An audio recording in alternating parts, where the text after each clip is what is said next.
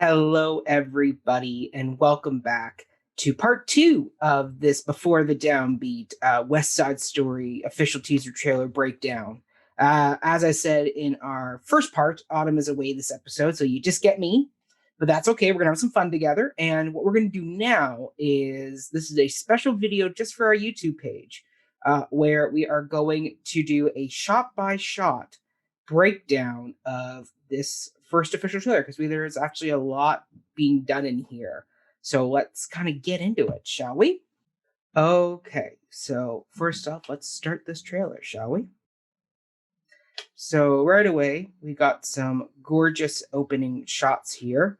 You can see like right here alone, like the world that is being lived in, like it doesn't look clean, right? There's the rust, there's the grime, it's industrial, it's very lived in, which is a really nice feel. This doesn't look like a clean movie set. This looks like a real second unit shot of 1950s New York. And then we get more shots here. Like once again, we got the cars, we get the world. Like normally in the original 1961 version of the film, we didn't get to see any adults. We only saw Doc, Shrank, Krupke, and Gladhand. That was it for the adults. Now already we're seeing this bigger world being set up. This is ground level shot work here. And I have a feeling that we actually may be using these shots in the opening prologue of the film versus the original top-down bird's eye view shot of New York that we got in the original 61 film. So we get this opening shot of them sweeping. We got, once again, some other great real-world shots. I mean, look at the building. The building is literally falling apart. It's decaying. You're capturing the world of this West Side. So we see some more shots. Okay, now we get into some of these community establishment shots.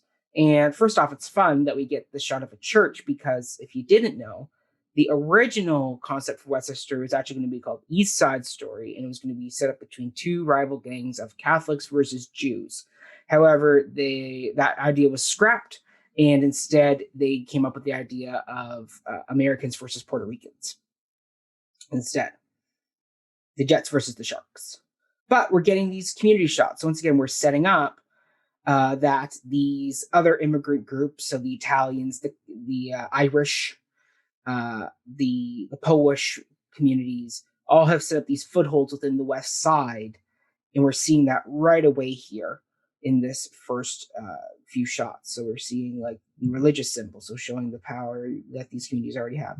We got like this church shots of somebody praying. I got a feeling that actually may be Maria who's doing this praying because she does pray later on in the film to Saint Maria, when she says, "Please let it not be true." I will not say what she's praying to not let be true, but she is saying that line. So I have a feeling that maybe this is either Maria doing lighting a candle for some prayers, or it's just once again setting up this larger community that Kushner is trying to do in his script. And then we get this. So we've already seen the world. We've already seen that there is community footholds here. And yet all we've seen to try to really represent the Puerto Rican community is this wall that says, this is our place. So once again, you're getting these shots of the Jets being a gang with a home within the community, but no family support, versus the Sharks, the Puerto Rican gang, who are here. They only got a wall. They don't get all these community support systems, but yet they have the family dynamic. They have a family, but no set place. Once again, another great community shot where it's getting to see the Irish pub now. So like that is another big element of this story is you have all these immigrant groups fighting with each other instead of coming together for a greater cause. And basically we're seeing all these communities being set up in these first few shots. So now we get into the Puerto Rican kind of hangout, the Shark hangout gang spot here in this workout gym. it looks like, I'm pretty sure this will be the spot for the sharks to hang out, as we got that similar paint job of "This is our time" being set up here. We got some walking going on here. Let's see who it is. No, we can't see who it is. But then we get this shot. So here we have the first shot of this revolver, this gun, that is going to come back throughout the piece.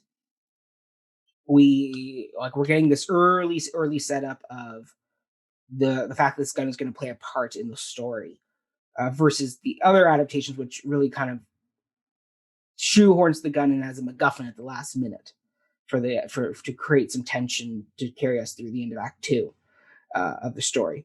So here we get this, and I have a feeling maybe this is where we may actually get to see the scene where Chino gets this gun.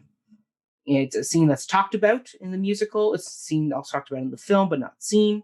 So maybe now we'll actually get to see this moment of the story where Chino gets the gun.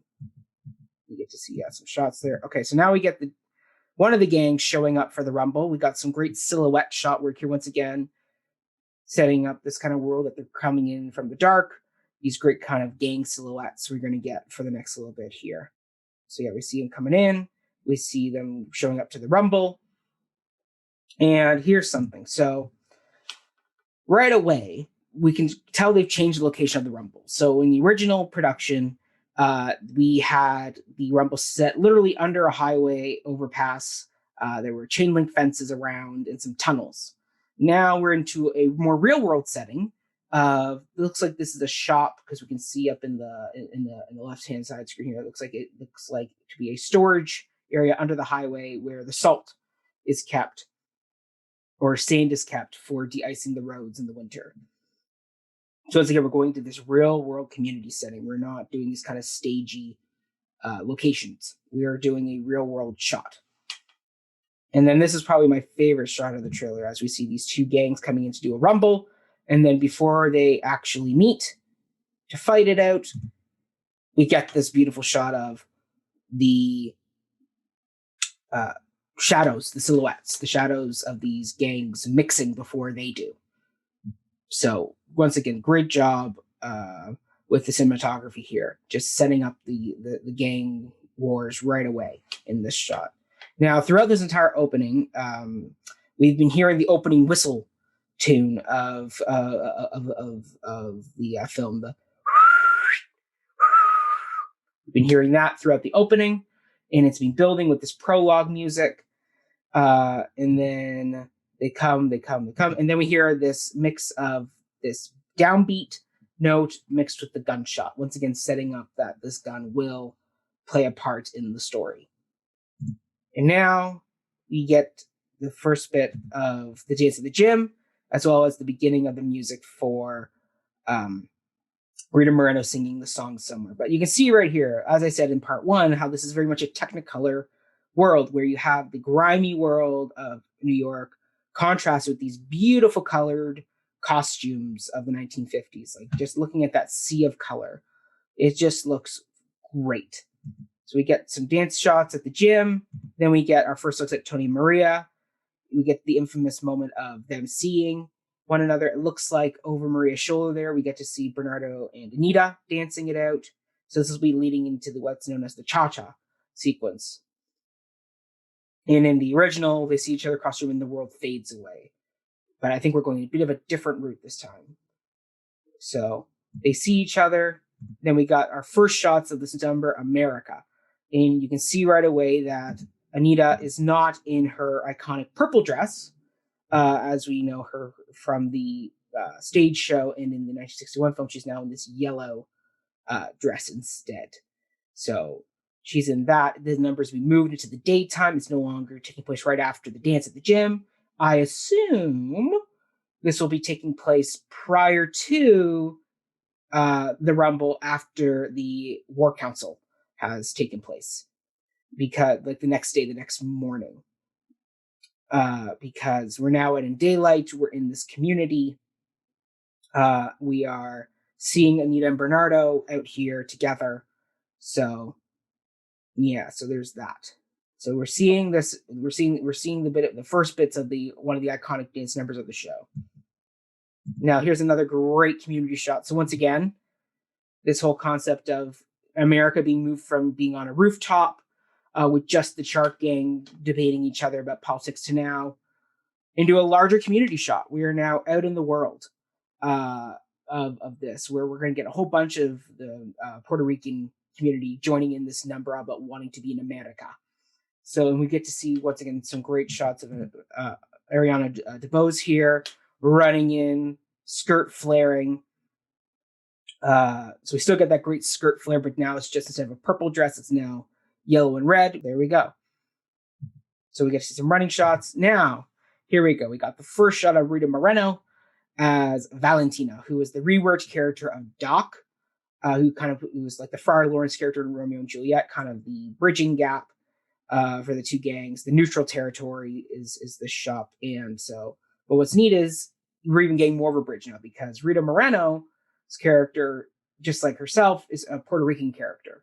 And she has this shop that she runs that was left from her late husband. And then we have Tony here, Ansel Elgort here, talking to her. So we're already getting this wonderful setup. It's not just going to be a cameo role. She has a major part to play in the story. So this is it here. So this is our first kind of shot of Rita Moreno. Even though we're hearing her sing right now, we get to finally see her character in action. So there she is there. Now, here we go. We have Mike Feist as Riff here. This looks like it takes place right after the opening prologue, where after Lieutenant Schrank has sent everybody away, and the gangs are kind of receding back into the communities themselves. So we're going to see more shots of this opening rumble, this prologue that's going to set up why these Jets and Sharks are going to go have this all-out final knockdown, drag-out rumble fight. But this is kind of the end of that sequence there, and we get to see Riff kind of looking at Bernardo, probably, as they walk away. Now, here we go. So now we got more of this cha-cha sequence. So it looks like versus in the stage show where we have the cha-cha, the dance snapping sequence. Looks like Tony and Maria are going to escape from the dance and go under the bleachers. We still get that very classic stage show dream world lighting, but now it's all done under the bleachers instead. Now, here we go. So now we got more shots of of what I assume will be the quartet. So the big number that happens right before the rumble. So there we saw David Alvarez pushing those doors open as Bernardo, and then we see the Jets here led by Mike Faces Rift. Yeah, so there we go. There they are there. So this is either them in the quartet or it's them in the prologue chasing the Sharks. One of the two for them. I assume the Bernardo shot is them going to the rumble. So we get more shots like that. Okay, so now here we go. So we got Corey Stoll here on the left coming in to break up the fight. As I said, the opening prologue, and then on the right here, I assume that is Brian Darcy James as Officer Krupke. So they're coming in to break it up. They're coming in to break up the fight. And then we got this shot here. Okay, so now we're in the apartment building of Anita and Bernardo and Maria's families. So this is going to be a lead-in shot to America because we saw in the B-roll footage that was being shot while they were filming out on location the number America that Anita's going to show up on these stairs and she has the line of smoke on your pipe and put that in.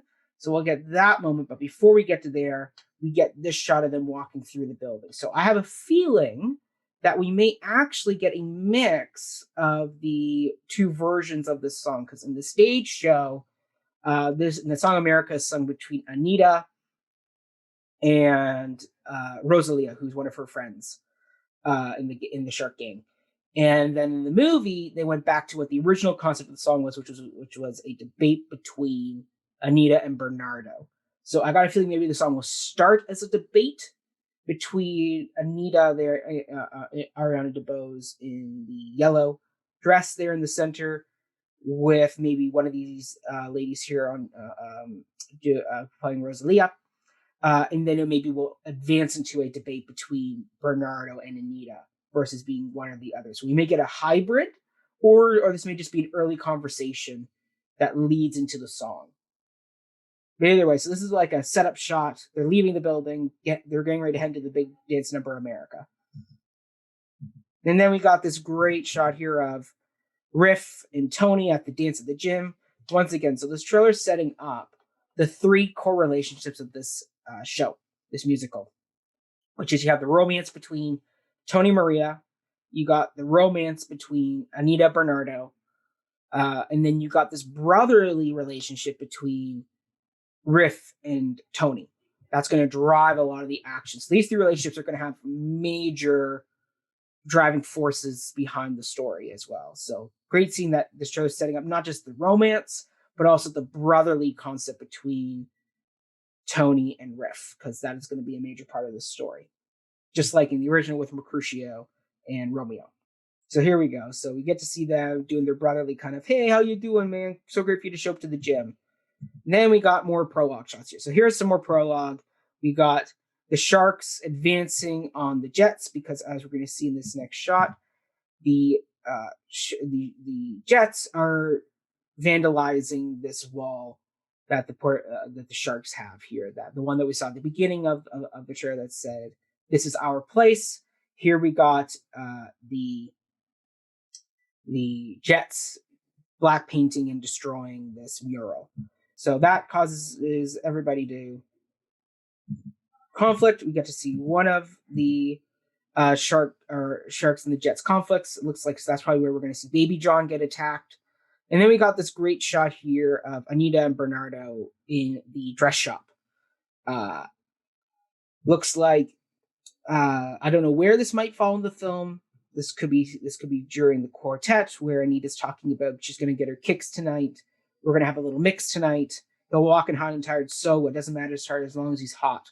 So this could be Bernardo leaving Anita to go off to the Rumble. I assume is probably where this will likely show up. We get to see once again setting up that relationship of this is going to be one of the core three relationships of the film. You see that? Now here's another great conflict shot. So we have Riff on the left, and we got Bernardo on the right. The two of them warring it out, giving each other the death glares following Tony and Maria's first meeting at the gym. And we got Tony caught in the middle between the two. And he's going to be continually caught between these two people throughout the film. So the fact that we're getting this great establishing shot once again of this three-way conflict that we're going to have in the story as well. So there we go. Now we got the prior to the dance scene with Anita and Maria. Now, in the stage shown in the 61 film, this took place in the dress shop where Anita and Maria work. Here we're here where it looks like we're in Maria's bedroom. So maybe she isn't working in the dress shop. Maybe it's just Anita who works in the dress shop. And then we also have, as I pointed out, Anita does not wear the purple dress at all in this film, it looks like. She's got this red and black evening night dancing dress, and then she'll have the yellow dress for later on for the Dance Number America. So no purple dress for sure. But we got this great kind of relationship set up once again, just like we have Riff and Tony getting set up with their brotherly connection. Just like Julieta and her nurse, we have Anita and Maria here. So really a fourth relationship we're seeing set up here, this sisterly bond they're going to have, which is going to play an important role in the story. So we get to see this beautiful shot here, these two great actresses connecting with each other. Looks great. I love the fact we also get some beautiful blues. And here, once again, that pop of color in this world is subtly done. Even in the background, you can see some beautiful evening blue shots. It just looks like a great little set. So then we got this moment here. Now this, I am sure,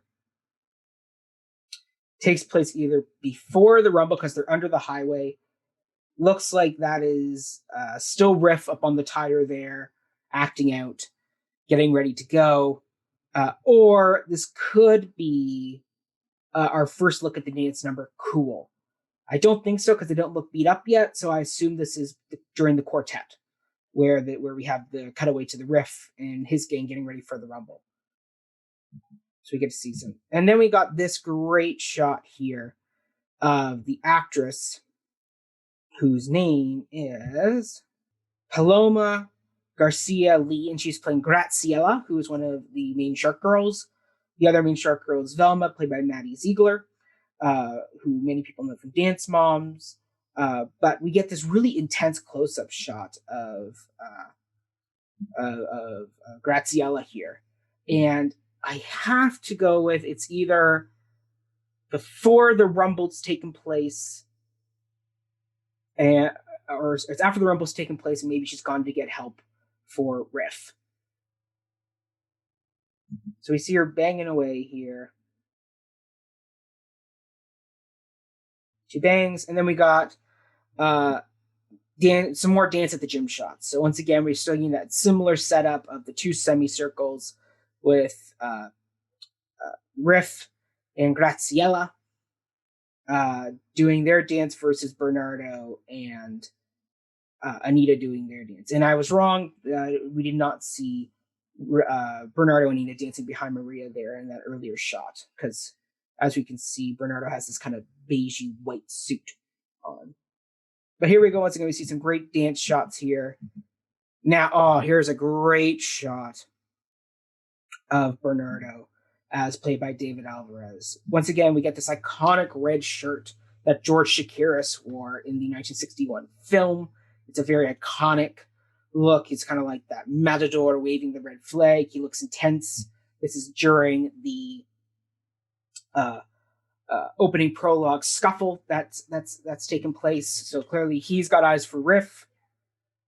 And then we got the shot of Riff here coming toward Bernardo, played by Mike Feist here. And so there he is. He's coming toward Bernardo. The two of them intense there together. And then we get this shot here of the gun showing up. Let's just rewind that shot. Right, so here we go. So we got this shot of the gun here. And this shot of the gun, once again, setting up that this revolver, this gun is not just going to show up at the end of the musical. This is going to be a prop piece throughout the film.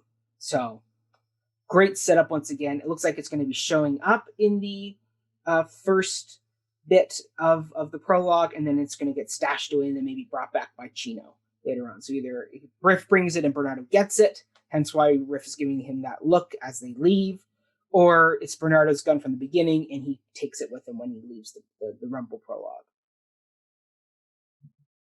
So there we go. We got that shot there. And then we get the iconic Romeo and Juliet on the balcony, Tony Maria on the balcony as well. This great scaffold looking shot here. And once again, building the world, it's not a clean, tidy world. We've got construction happening here. The building looks aged. And we got this beautiful, iconic Romeo and Juliet shot between Tony and Maria. And there we go. That is the end of the trailer. That it's being done, and that's it. We've made it through. That is our first look at West Side Story. Thank you so much, everybody, for tuning in. We look forward to doing more of these as more trailers become available. If there are other movie musicals you want us to talk about, then we will happily do that. But yeah, this was our first one. Let us know your thoughts. Let us know in the comments section, and we look forward to doing more of these with you. Thanks. Bye.